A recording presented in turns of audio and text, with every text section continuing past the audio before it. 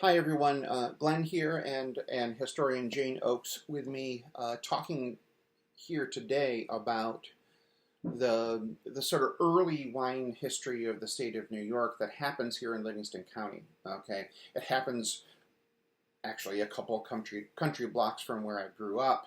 I rode by that farm, 500 times as a kid on my bicycle, Really? looking like, okay, it's another rundown, abandoned farm. Okay, not knowing that the Warren Farm actually is the is the beginning of the New York State commercial wine industry. And so, one of the things I wanted Jane to help us kind of understand here. Okay, first of all is the is the sophistication of this early wine production. Okay, with the different varieties that they're making, with the connection to Irondequoit and the expansion into that space, but also we know that the winery is destroyed. Yeah. Okay, but but prior to it being destroyed, we know that some of those vines have been sent out to other wineries. So there, Mm-hmm.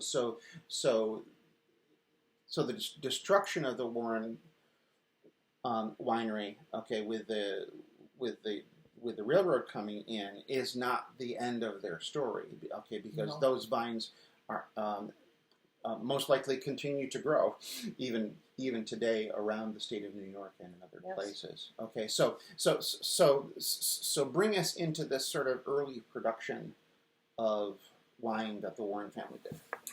Well, I know Rebecca talked about our modern wine industry, and if our modern wine industry in New York is so successful and can be considered a beautiful mansion with many rooms and room for all sorts of wineries and tastes, the Warrens were the foundation. Mm-hmm. They began planting grapevines probably about 1827, 1828. We know Samuel Warren had his first vintage of 25 gallons in 1832. Jump forward to 1836, and he is advertising in a national magazine, the New York Evangelist, that he has 5 barrels of wine for sacramental purposes of grapes from his own vineyard. And this is important because even America's oldest continually running winery, Brotherhood, over in the Hudson Valley, they didn't start advertising commercially until 1839. So Warren was earlier, and he was actively advertising his wine. His wines were advertised in the Buffalo newspaper, in the Syracuse newspaper, in local newspapers. In Geneseo in 1836, he advertised that he had 20 plus varieties of the finest native and European grapevines available for sale. So not only was he making wine, but he was a prominent cultivator of different sorts of grapes, again, to meet every taste and every purpose. We know he was growing Isabella, we know he was growing Catawba, we know he was growing Clinton, we know he was growing Chasselet, which is more European type. Um, he was also developing wines. He had a Warren's Early Catawba, which supposedly ripened 10 days or more before traditional Catawba. And we know he was making wine for churches, too.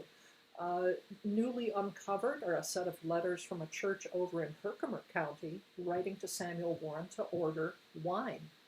And not only did they want regular wine, but they also wanted wine that was not alcoholic. And this brings us into one of the things that the Warrens and other winemakers battled with their wines was that post burned over district furor over temperance. At first, regular temperance allowed you to have wine and hard cider and beer. Just avoid the hard liquor. And then teetotalers, total temperance, came in saying that no alcoholic beverages were to be consumed. And so you find churches asking for essentially just grape juice. And, in the days before good preservation techniques, that was a trick to handle. Some churches even said for winter wine, you should take raisins and boil them in water and then drink that juice. Oh dear. That's how far the temperance people were willing to go. But, but Samuel's sons carried on his work.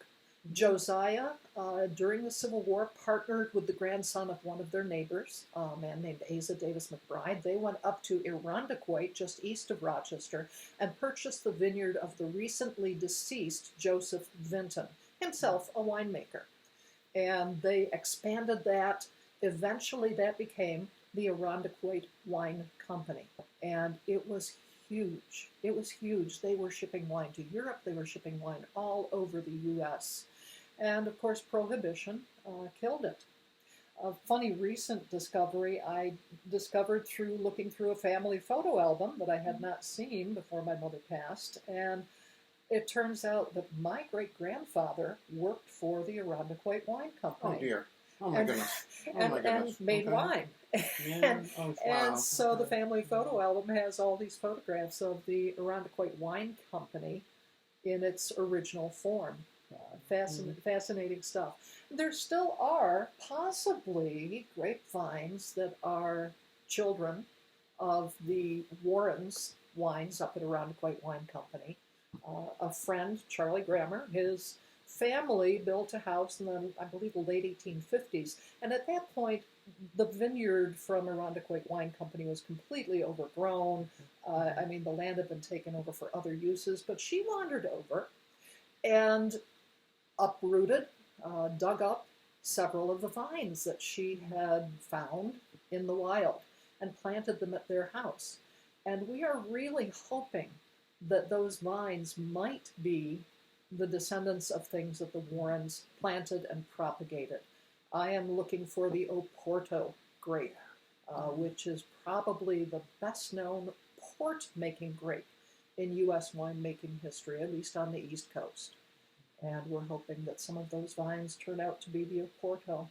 Even if they're the Warden, that's okay, because Wardens came about in the 1860s, and that would be okay too, because the winery was running at that point. So you can't build a house without a foundation. And we have to thank the Warrens for helping to provide that foundation for the New York State wine industry. Right, yeah, and it's such an important point to make because, you know, when you go over to the Warren property on Dow Road in York, okay, it is not a fully functioning winery right now in the way that the industry has grown in so many wonderful ways in the Finger Lakes region and in the Chautauqua winemaking regions here in Western New York.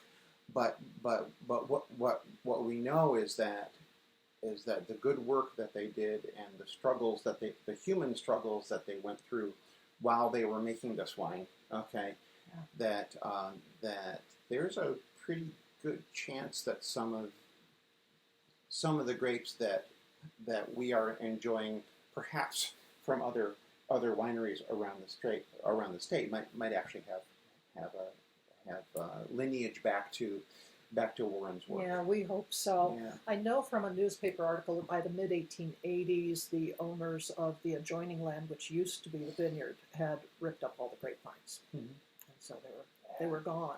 They were gone. But at the Town of York Historical Society, the basement of Samuel Warren's and Harlan Warren's and Josiah Warren's house is enormously tall for an 1834 to 1835 house. We had a winery expert come in and take a look at the basement, and he corroborated the claim that by the 1850s, Samuel was producing over 5,000 gallons of wine a year off that property. Wow. And he corroborated that, yes, there was storage in that basement perfectly suited to storing that amount of wine. And he said, this is not small. You know, for the 1850s, this is not small. And it's important that the Warrens were not, like other wineries did later on, they were not bringing in carloads of wine from California. They were using only New York State-grown local grapes, which is what we're trying to return to today. Exactly. Yeah. And I think it really helps us to celebrate the successes of the current wine industry in New York with so many lovely wines being produced across the Prize-winning region. wines. Yes, Prize-winning wines. Yeah. So, good. Thank you so much, Jane. You're welcome. This is a great romp through all of this stuff. We like to romp. And we'll continue to see where the story of Harlan Warren takes us as we try to tell this, with music and drama. Love it. So thank you. Thank you, Glenn. Yeah.